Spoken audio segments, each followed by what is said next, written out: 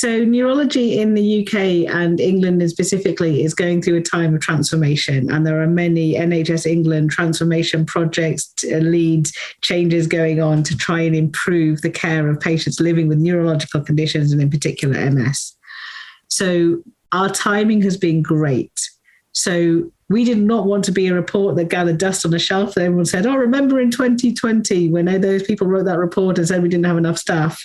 No, we know that already. What can we do that's different? How can we change things?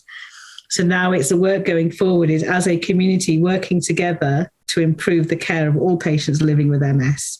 And we've got distinct projects and we're working with a partner organisation. So this does not only the NHS Trust and the teams delivering the care, but is the commissioners, NHS England and the other devolved nations.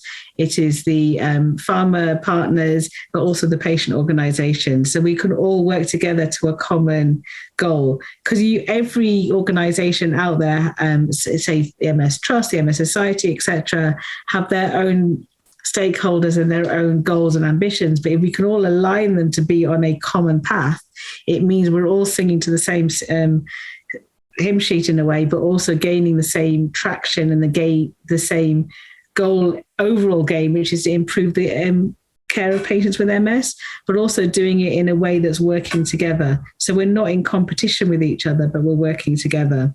And we're running the Transforming MS for All as a CIC, so a not-for-profit community interest group.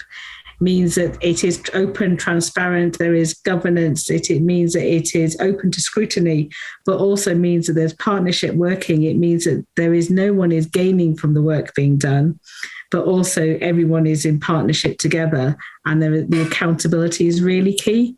So me, David and Jeremy, so Professor Hobart and Dr. David Rogg from Plymouth and Salford, we did this I'm going to say because we were insane or we were bored or something in lockdown, meaning we had nothing better to do, but we weren't, and we're not accountable to anyone. So we could walk away today and say, well, that's it. We're bored now. I'm going to go and do something else and something else. But actually that's wrong because no one else is going to take on this work. We should be accountable to the community. So by setting up the CIC, we felt that we're setting up an accountability framework to say, this work will be continued, and if anyone wants to step down or step up, that's fine, but this is what you're accountable to. And so there is clear framework for what we are accountable for and to, and what we can do. It also enables, by having a community interest group, it means that we have a framework that we can then engage with different stakeholders, including NHS England, because then we're a recognised body that has a framework, we have terms of reference, etc. It means that people know what they're working with, rather than it be the 3 random people on a Zoom call that just saying, oh, they're just spouting off that they don't have enough staff or they need more resource. And so therefore people view us differently because of the framework. The other thing we've done in the recent past is we've done a call to arms. So we've asked the community. So the 3 of us represent 3 different MS services, but actually there are 70 services in the country which we want to improve the care for all patients. So we've done a call to arms, and we've had over 50 respondents of people saying they actively want to be involved and actually want to help us do the doing. And that's great. So in the new year, so after the summer period, we'll be having some webinars, some like actual sort of short-term meetings and some task and finish groups to actually move things forward, to actually say, what's the priority for the community? What do we want going forward? How do we want to work together and make things better for all, but make things so our day job is also easier, but also there's hope for the future. And the one thing I would say with this whole project is that it has given me a hope that things will get better in the future. So the NHS and MS services have gone through umpteen changes in the last decade.